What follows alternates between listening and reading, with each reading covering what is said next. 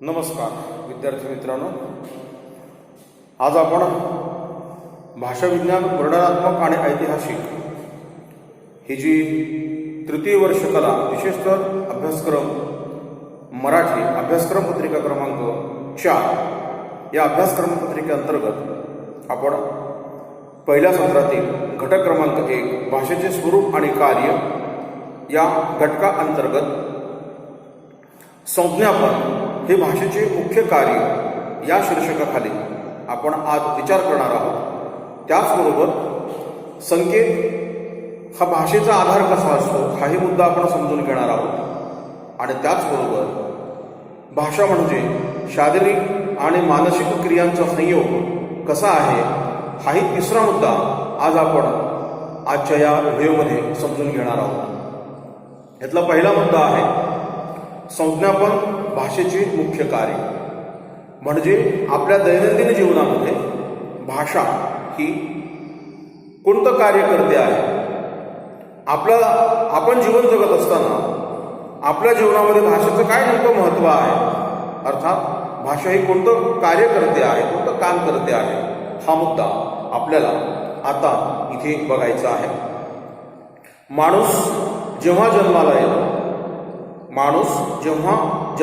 येतो त्या जन्माबरोबरच म्हणजे जन्मतःच माणसाला काही ध्वनी निर्माण करता येतात।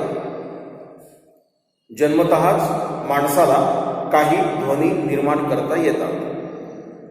पुढे त्याचा जन्म झाल्यानंतर हळूहळू तो स्वतःचं निरीक्षण, त्याचबरोबर अनुकरण आणि प्रयत्न, निरीक्षण, अनुकरण आणि प्रयत्न या तीनही गोष्टीच्या आधारे तो काही ध्वनी निर्माण करण्याचं जे काही कौशल्य आहे तो आत्मसात करतो।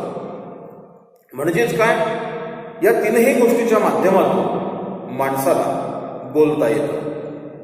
हे बोलत असतानाच ती जन्मलेली व्यक्ती किंवा तो माणूस ज्या परिसरामध्ये राहतो, ज्या परिसरामधून तो लहानाचा मोठा होतो, ज्या परिसरामध्ये त्याला बऱ्या वाईट गोष्टी कळायला लागतात,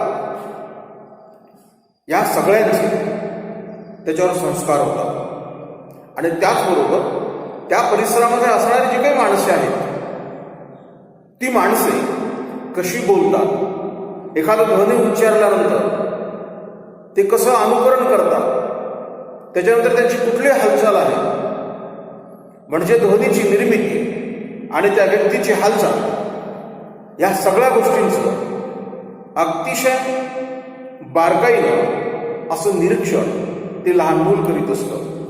आणि नुसतं निरीक्षणच करीत नाही तर त्याचं अनुकरणही तो करतो। एवढंच काय, पहिली जी गोष्ट आहे ती आत्मसातीकरणाची आहे। ध्वनी निर्मितीच्या साहाय्यानं होणारी कृती, या दोन्ही गोष्टीचं तो अनुकरण करतो, आत्मसातीकरण करतो।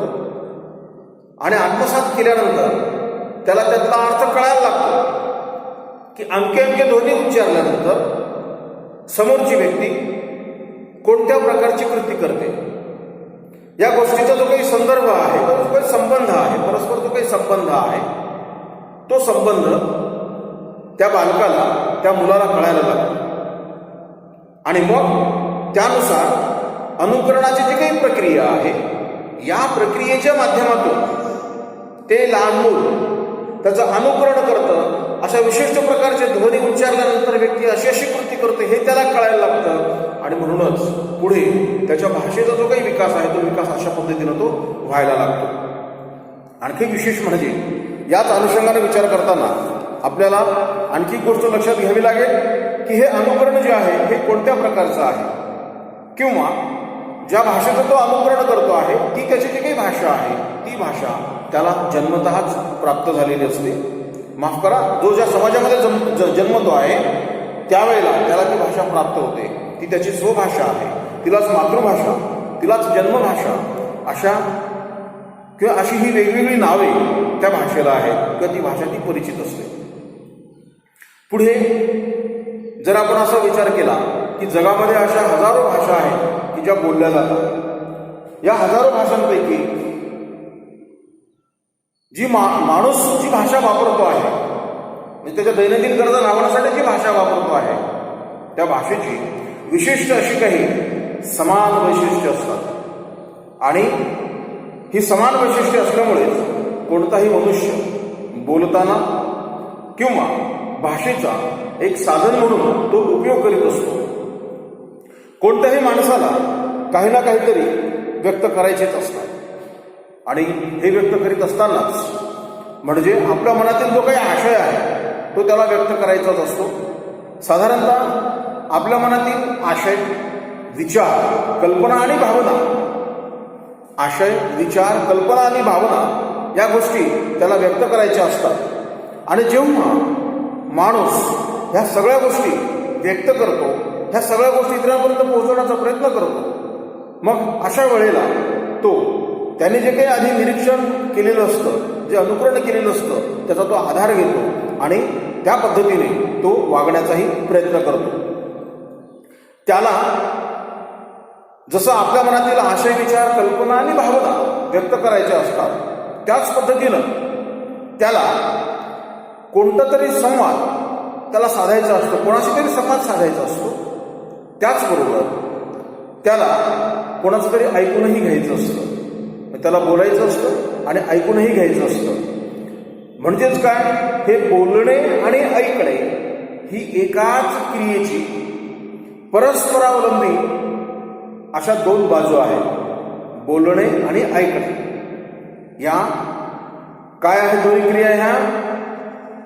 ह्या दोन्ही क्रिया अशा आहेत की ह्या परस्परावलंबी आहेत, म्हणजे त्या एकमेकांवर अवलंबून आहेत. म्हणूनच असं म्हणता येईल आपल्याला की ऐकणारा जर कोणी नसेल तर बोलण्याला काही अर्थ नाही, असंच म्हणावं लागेल ना. म्हणजेच काय, ऐकणारा जर कोणी असेल तर बोलण्याला उपयोग आहे, आणि ऐकणाराच कोणी नसेल तर बोलण्यालाही काही अर्थ नाही, बोलूनही काही त्याचा उपयोग नाही. आणि म्हणून इथे ऐकणारा जर कोणी नसेल, फक्त बोलणारा असेल, तर ऐकण्याची जी काही क्रिया आहे ती क्रिया पूर्ण होऊ शकत नाही. बोलणे आणि ऐकण्याची क्रिया पूर्ण होऊ शकत नाही. आणि म्हणूनच या दोन्हीपैकी कोणत्याही बाबतीत, म्हणजे बोलणे आणि ऐकणे या दोन्ही क्रियापैकी कोणत्याही बाबतीत जर काही अडचण उद्भवली, काही कमतरता किंवा दोष उद्भवला, तर संवादाच्या क्रियेमध्ये किंवा प्रक्रियेमध्ये व्यत्यय म्हणजे अडथळा निर्माण होतो.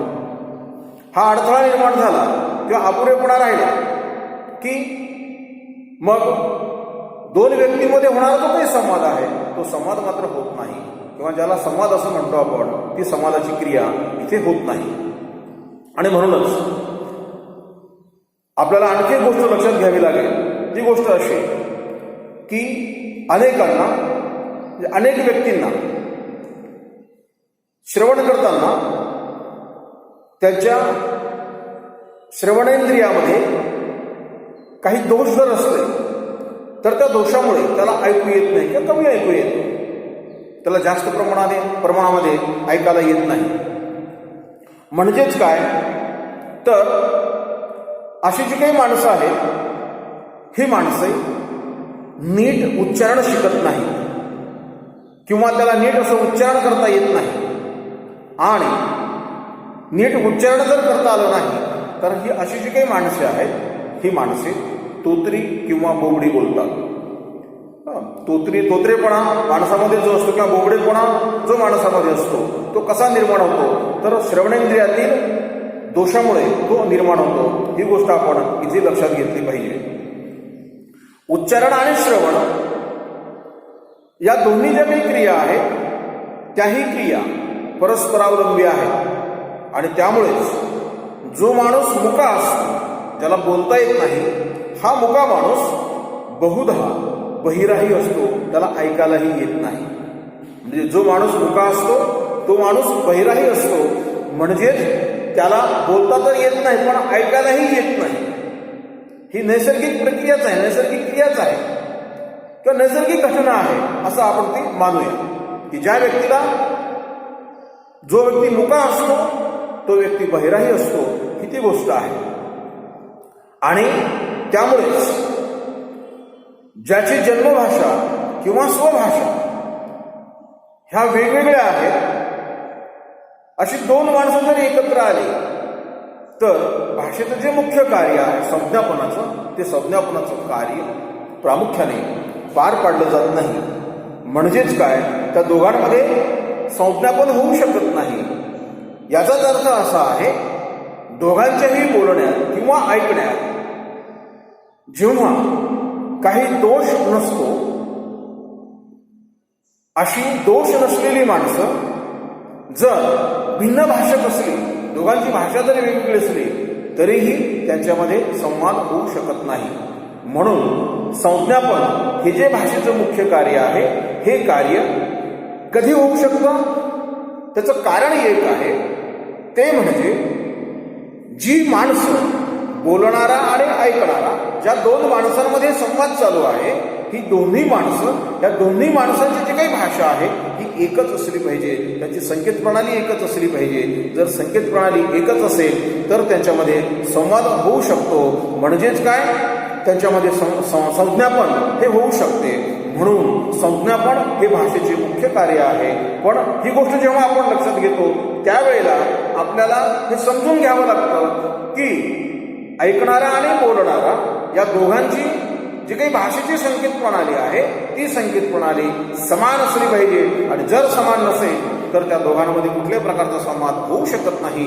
ही गोष्ट आपण लक्षात घेतली पाहिजे. म्हणून मानवाच्या जीवनामध्ये, माणसाच्या जीवनामध्ये भाषेला अनन्यसाधारण महत्त्व आहे. आणि म्हणूनच भाषा ही संज्ञापनाचे मुख्य असे साधन आहे. आणि म्हणूनच संज्ञापन करण्याचे मुख्य कार्य, मानवी जीवनामध्ये मुख्य कार्य करण्याचं काम, जे मुख्य कार्य हे भाषेच आहे. हा मुद्दा आपल्याला या पद्धतीनं समजून घ्यावा लागेल. आपण बघितलं की माणूस, अर्थात संज्ञापन हे भाषेचे मुख्य कार्य आहे. या मुद्द्याच्या अनुषंगाने आपण बघितलं की माणूस जन्मतःच काही ध्वनी निर्माण करतो, कालांतराने तो निरीक्षणाने, अनुकरणाने आणि प्रयत्नाने तो भाषा शिकतो. म्हणजे भाषा त्याला जन्मजात प्राप्त होत नाही. तो ज्या परिसरामध्ये वावरतो त्या परिसरातील जी काही माणसं आहेत, ती माणसं जी भाषा बोलतात ती भाषा तो आत्मसात करतो. तीच त्याची स्वभाषा, तीच त्याची मातृभाषा, तीच त्याची जन्मभाषा होईल. त्यानंतर मात्र हळूहळू तो इतर व्यक्तींच्या सानिध्यात येतो, इतर गोष्टीचं तो अनुकरण करायला लागतो, तो निरीक्षण करतो, अनुकरण करतो आणि प्रयत्नातून शिकतो. आणि त्याची भाषा जी काय आहे ही अशी समृद्ध होत जाते. म्हणजेच त्याच्या मनातील भावना, आशय, कल्पना आणि विचार त्याला व्यक्त करावंसं वाटतं. तो इतरांशी बोलण्याचा प्रयत्न करतो, त्याला इतरांचं ऐकायचंही असतं. ह्या सगळ्या प्रक्रिया याच्यामध्ये होत जातात आणि त्याची भाषा ही सक्षम होत जाते. भाषेचे काही संज्ञापनाचं मुख्य कार्य आहे, हे कार्य या निमित्ताने पूर्ण होत जाते. पुढेही असं म्हणता येईल आपल्याला की जर श्रवणेंद्रियामध्ये काही दोष असतील तर माणसं बोबडी बोलायला लागतात, कुत्री बोलायला लागतात. ही गोष्ट आपण लक्षात घेतली या अनुषंगानं. त्याचबरोबर बोलणारा आहे तर ऐकणाराही पाहिजे. नुसतं बोलणारा जर बोलायला लागला, ऐकायला जर कोणी नसेल तर त्या बोलण्यालाही काही अर्थ नाही. ही गोष्टही आपण या निमित्तानं पाहिली. आणखी एक महत्त्वाची गोष्ट या निमित्तानं आपण पाहिली आणि ती म्हणजे बोलणारा आणि ऐकणारा या दोघांची भाषेची काही संकेत प्रणाली आहे, ही संकेत प्रणाली समान असली पाहिजे. समान असली तरच संज्ञापन होतं, अन्यथा संज्ञापन होत नाही. भाषेचे काही मुख्य कार्य संज्ञापनाचं आहे. हे संज्ञापनाचं कार्य काय होतं, ऐकणारा आणि बोलणारा या दोघांमध्ये भाषेची जी संकेत प्रणाली आहे, ही संकेत प्रणाली समान असली पाहिजे, तरच त्याच्यामध्ये संवाद साधता येतो. आता आपण खरं म्हणजे संज्ञापन हे भाषेचे मुख्य कार्य हा मुद्दा आपण इथं बघितलेला आहे. यानंतर आपल्याला दुसरा एक मुद्दा याच्यामधला बघायचा आहे, तो आहे संकेत हा भाषेचा आधार. संकेत हा भाषेचा आधार कसा असतो? भाषेचा आधार म्हणजे संकेत प्रणाली. संकेताच्या साह्यानेच माणूस एकमेकांशी संवाद साधतो, हा असा त्याचा अर्थ आपण घेऊया. आता इथे संकेत हे भाषेचा आधार, याचं मुख्य कारण काय? कारण भाषा ही संकेतावर आधारलेली असते. कारण आधीच मी म्हटलेलं आहे की भाषा ही एक संकेत प्रणाली आहे. म्हणजेच काय, भाषा ही संकेतावर आधारलेली असते. म्हणून कोणताही शब्द उच्चारला तर बोलणाऱ्याच्या आणि ऐकणाऱ्याच्या मनामध्ये त्याची साधारणतः एकच अशी जर त्याला आपण असं म्हणूया, एकच अशी त्यांना जर प्रतीती आली, त्याला अनुभव आला, प्रत्यय आला, बोलणाऱ्यांच्या आणि ऐकणाऱ्यांच्या मनात एकच अशी जर प्रतीती आली, त्याला अनुभूती आली, थोडक्यात म्हणायचं आपण, त्याला प्रत्यय आला, तर दोघांमध्ये संवाद होऊ शकतो. अन्यथा दोघांमध्ये संवाद होऊ शकत नाही. आता काही शब्द मराठीमध्ये आहेत, त्या शब्दाचा जर मराठीमधला अर्थ बघितला तर तो वेगळा, आणि इतर ज्या भाषा आहेत, कन्नड आहे, हिंदी आहे, या दोन्ही भाषेची जर त्याची तुलना केली तर आपल्या असे लक्षात येईल की मराठीमध्ये असणारा शब्द, त्या शब्दाचा मराठीमध्ये अर्थ वेगळा आहे, त्याच शब्दाचा हिंदीमध्ये अर्थ वेगळा आहे, आणि त्याच शब्दाचा कन्नडमध्ये किंवा इतर भाषांमध्ये कसा अर्थ वेगळा आहे त्याचं उदाहरण आपण इथे बघूया. भाषा विज्ञान नावाचा एक ग्रंथ आहे. भाषा अभ्यासक ग ना जोगळेकर यांचं या पुस्तकामध्ये, या ग्रंथामध्ये हा एक संदर्भ आलेला आहे, आणि तो संदर्भच मी इथे मांडणार आहे. उदाहरणार्थ मराठीमध्ये आई हा शब्द आहे. आता आई हा शब्द जर मराठी भाषकाने उच्चारला तर आई या शब्दाचा अर्थ मराठीमध्ये माता किंवा जननी असा त्याचा अर्थ होतो. म्हणजे त्याला अर्थ अभिप्रेत होतो. आई म्हटल्याबरोबर माता किंवा जननी हा त्याचा अर्थ या मराठी भाषकाला अभिप्रेत असतो, त्याला तो समजतो, त्याला तो कळतो, कारण त्याला त्याची ती अनुभूती असते, त्याची ती प्रतीती असते. आई या शब्दाची प्रतीती असते. पण आई हा शब्द जर कन्नड या भाषकाला, त्या भाषकाशी बोलताना आपण मराठीतल्या आई या शब्दाचा जो काही अर्थ आहे त्या अर्थाने जर बोललो आपण तिथे, तर या कन्नड भाषकाला आई या शब्दाचा जो काही अर्थ आहे तो अर्थ आजी असा तो अर्थ घेईल. कारण कन्नडमध्ये आई या शब्दाचा जो काही अर्थ आहे, जो संकेत आहे, तो संकेत आजी या अर्थाने ते वापरतात.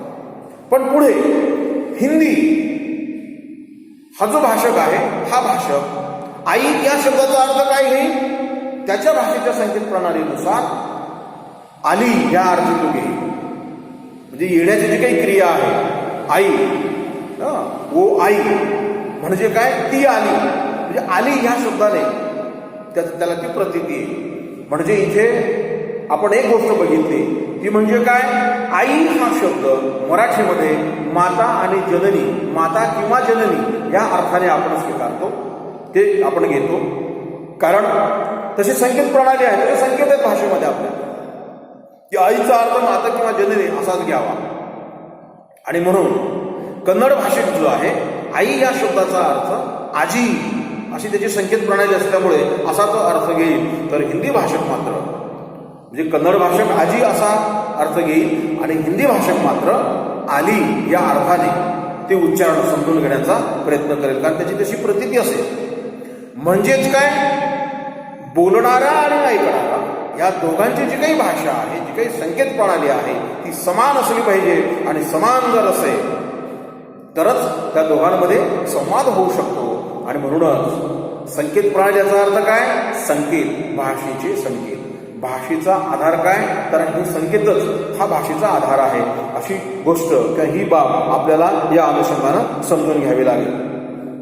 त्याचबरोबर नकार किंवा अमान्यता जर आपल्याला स्पष्ट करायची असेल, प्रकट करायची असेल, व्यक्त करायची असेल, तर मराठी भाषक छे असा उच्चारण करेल.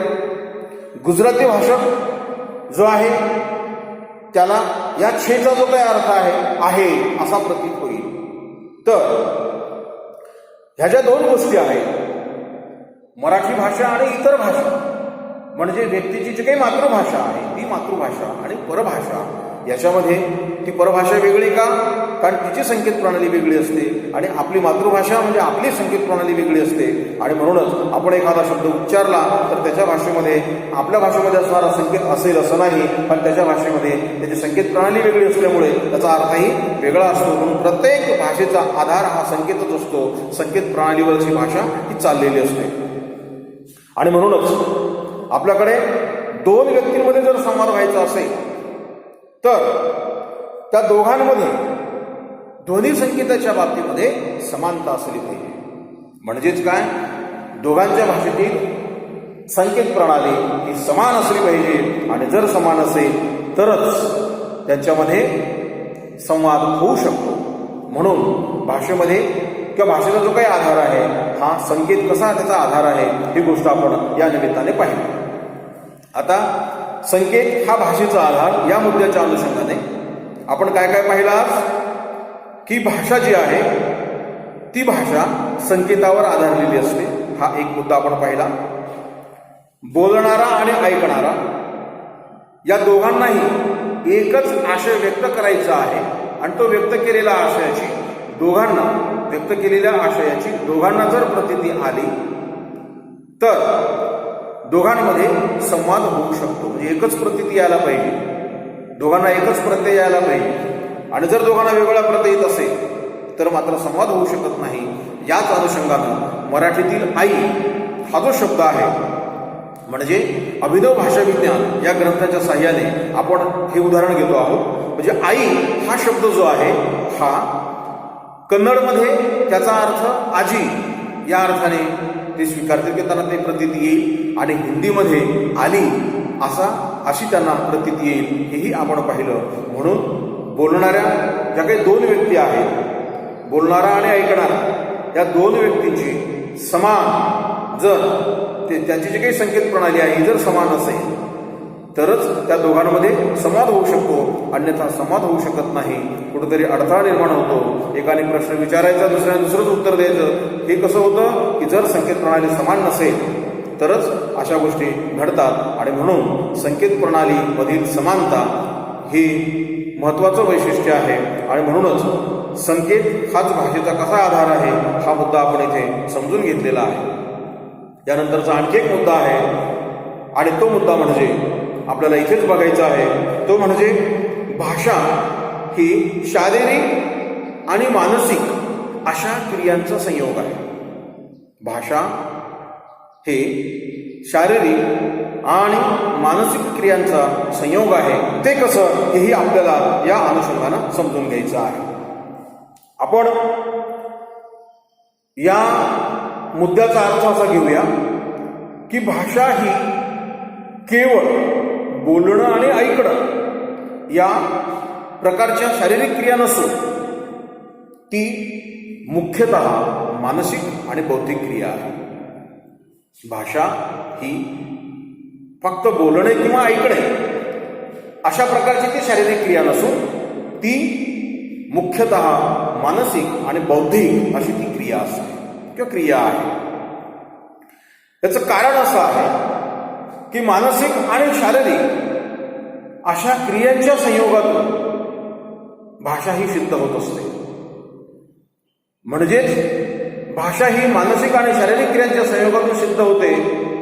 म्हणजेच काय, बोलणे आणि ऐकणे या प्रकाराने जी भाषा व्यक्त होते त्या व्यक्त होणाऱ्या भाषेला वैखरी हाही एक अशी एक संज्ञा आहे. ही संज्ञा म्हणजे काय, तर वैखरी या शब्दाचा अर्थ अभिनव भाषा विज्ञान या ग्रंथात दिलेला आहे. तो असा आहे की वैखरी हे संपूर्ण भाषिक प्रक्रियेचे एक अंग आहे. म्हणजेच काय, संपूर्ण भाषिक प्रक्रिया जी आहे या भाषिक प्रक्रियेचे एक अंग म्हणजे वैखरी आहे. म्हणून वैखरी म्हणजे संपूर्ण भाषा असं आपल्याला म्हणता येणार नाही. कोणताही जो काही आशय आहे तो माणूस जेव्हा आपल्या मुखावाटे वैखरीच्या रूपात प्रकट करण्याआधी त्या माणसाच्या मनामध्ये, त्याच्या मनातल्या मनात काही जुळवाजुळव तो करतो.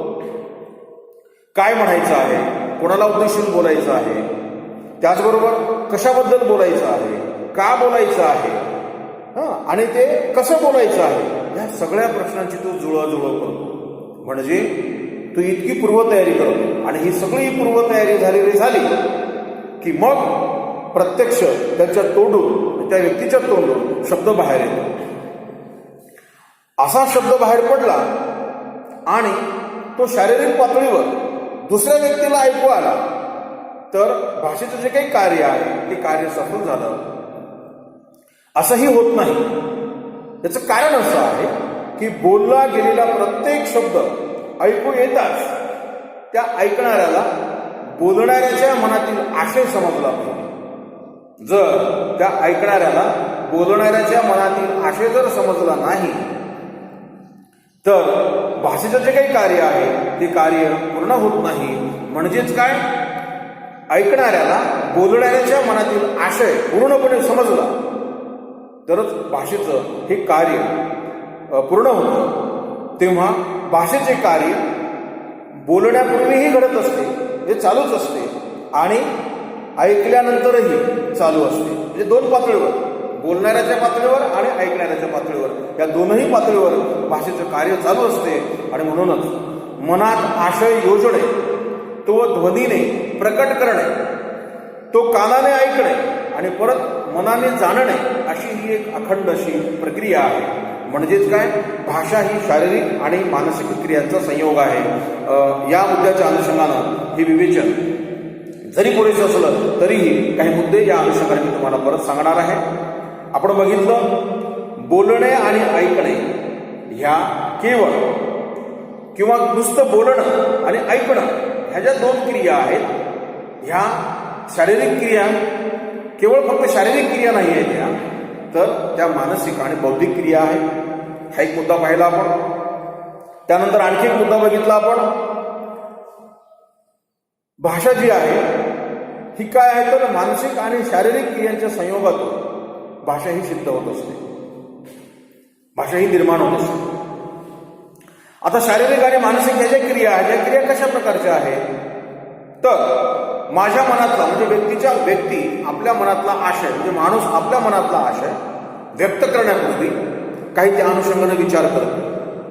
म्हणजे मला कुठल्या व्यक्तीशी बोलायचं आहे, कशाविषयी बोलायचं आहे, माझ्या मनामध्ये कोणता आशय आहे तो मला व्यक्त करायचा आहे, तो आशय व्यक्त करण्यासाठी माझ्या भाषेमध्ये कोणते ध्वनी समुच्चय आहे की ज्या ध्वनीच्या सहाय्याने मी तो आशय व्यक्त करू शकेन. आणि ह्या सगळ्या गोष्टीची जुळवाजुळव केली की मग प्रत्यक्षामध्ये तो ध्वनींची निर्मिती करतो. ध्वनीची निर्मिती त्याने केली ती शारीरिक पातळीवरची आहे, पण मानसिक क्रिया देखील त्याची आधी झालेलीच आहे, बौद्धिक क्रिया देखील झालेलीच आहे.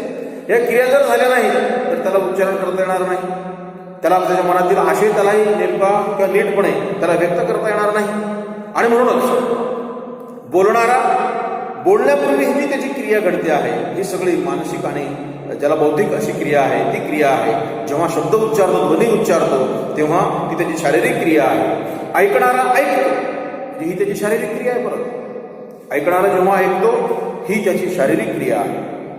आणि म्हणून ही शारीरिक क्रिया जेव्हा होते तेव्हा ऐकणारा ऐकतो आणि बोलणाऱ्याच्या मनामध्ये नेमका काय आशय दडलेला आहे, बोलणाऱ्याला नेमकं काय सांगायचं आहे हे तो समजून घेतो. हे समजून घेणं म्हणजे बोलणाऱ्यांनी आपल्या मनातील आशय ध्वनींमध्ये बांधून ध्वनींची निर्मिती करणं, ऐकणाऱ्याने ते ऐकणं आणि बोलणाऱ्यांच्या मनातील आशय समजून घेणं, ही प्रक्रिया झाली. ही शारीरिक आणि मानसिक प्रक्रियाच आहे. ही प्रक्रिया झाली की भाषेचं जे काही कार्य आहे ते कार्य पूर्ण होतं. म्हणजेच काय, बोलणाऱ्याच्या मनातील आशय ऐकणाऱ्याला समजणे, ही जर प्रक्रिया झाली, ही प्रक्रिया झाली म्हणजेच काय, भाषेचं कार्य पूर्ण झालं असा त्याचा अर्थ होतो. म्हणून भाषा ही एक शारीरिक आणि मानसिक क्रियांचा संयोग आहे असंही आपल्याला म्हणता येईल. याच अनुषंगानं मनामध्ये आशय योजणे, तो ध्वनीने प्रकट करणे, कानाने ऐकणे आणि परत ऐकणाऱ्याच्या मनाने ती जाणून घेणे, अशी एक अखंड साखळी असते. हाही मुद्दा आपण या अनुषंगानं पाहिलेला आहे. साधारणतः आज आपण या व्हिडिओच्या माध्यमातून 3 मुद्दे पाहिलेले आहेत. पहिला मुद्दा त्याच्यातला आहे संज्ञापन हे भाषेचं मुख्य कार्य आहे. दुसरा मुद्दा पाहिला आपण, संकेत हा भाषेचा आधार आहे, तो कसा आहे ते आपण समजून घेतला. त्याचबरोबर भाषा म्हणजे शारीरिक आणि मानसिक क्रियांचा संयोग कसा आहे हाही मुद्दा आपण या अनुषंगानं समजून घेतलेला आहे. हे तीनही मुद्दे आपल्या अभ्यासक्रमामध्ये महत्वाचे तर आहेच, पण त्याचबरोबर आपल्या भाषेच्या अनुषंगानेही हे मुद्दे महत्वाचे आहेत. आपण याच्या आधीच बघितलेलं आहे, त्याच्या आधीच्या व्हिडिओमध्ये बघितलेलं आहे की भाषा ही अशी गोष्ट आहे की जिच्याद्वारे आपण व्यक्त होतो, जिच्याद्वारे आपण आपल्या मनातील आशय व्यक्त करतो, जिच्याद्वारे आपण आपल्या मनातील भावना, विचार, कल्पना ह्या व्यक्त करतो आणि जिच्याद्वारे आपण इतरांच्या मनातील भावना, आशय, कल्पना, विचार ह्या सगळ्या गोष्टी समजून घेतो. म्हणजेच भाषा ही सहज क्रिया जी आहे, कारण या अनुषंगाने विचार करताना आपण भाषेचा कधीही खोलवर विचार करीत नाही. पण जेव्हा भाषेचा अभ्यास करायचा आहे त्यावेळेला मात्र आपण खोलवर जाऊन विचार करतो, अतिशय गांभीर्याने विचार करतो आणि अतिशय गांभीर्याने विचार करताना भाषेचं स्वरूप, भाषेचं कार्य हे आपल्या निदर्शनास यायला लागतं. म्हणजेच जेव्हा आपण भाषेकडे एखादी अडचण आली तरच बघायला लागतो, त्यावेळेलाच भाषेचं नेमकं महत्त्व काय आहे हेही आपल्याला कळायला लागतं. ही गोष्ट अतिशय महत्त्वाची आहे आणि ही गोष्ट आपण काळजीपूर्वक लक्षात घेतली पाहिजे. धन्यवाद.